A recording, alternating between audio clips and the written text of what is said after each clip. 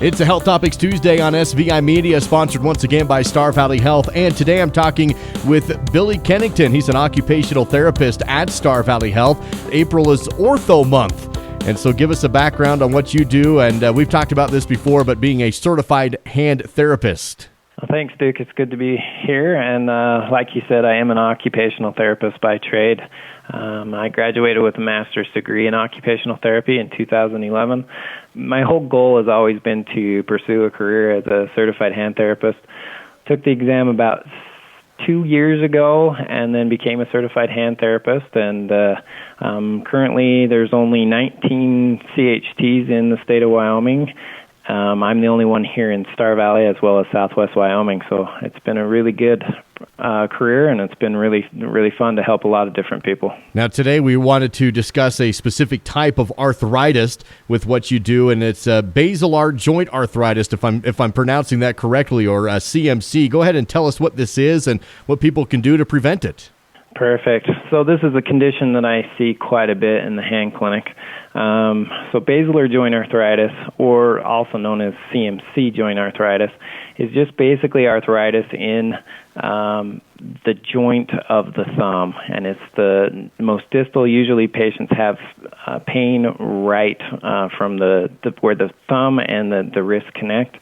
So just as with any other arthritis, arthritis is just a result of the wear and tear of the cartilage.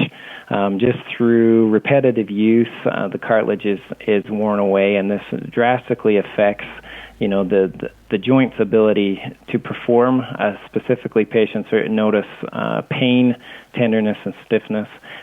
With the basilar joint arthritis, most of the time this happens with gripping and pinching, and functional activities that you're going to notice this is pain with, like opening jars, holding a drink, doing up buttons or zippers, or just simple everyday hand functions that involve the thumb. So, Billy, is this something that can just develop over time regardless, or do you see this most often with people that do a particular task or function? I do see a lot of patients that use their hands quite a bit. Any repetitive type tasks do have an increased risk of developing a basilar joint arthritis, but it can happen over time. We use our hands a ton, and one of the main things for hand functions is using the thumb. So just really anyone that uses their thumbs a lot can develop this. So, Billy, once the surgery has happened, of course, people coming back to see you for that therapy, what's that process like? So the surgery is called a LRTI. It stands for a ligament reconstruction tendon interposition, and basically what the surgeon does is he takes out one of the carpal bones called the trapezium, and then uses a tendon to basically provide cushioning in between the metacarpal and to relieve that pain. So usually what happens is after the follow-up care with Dr. Stuckey, we have a really unique situation at Mountain West Ortho where I'm right in the clinic with Dr. Stuckey. So rather than having patients get, a prescription and then have to follow up whenever we can get them in, I'm right there to put a splint on them.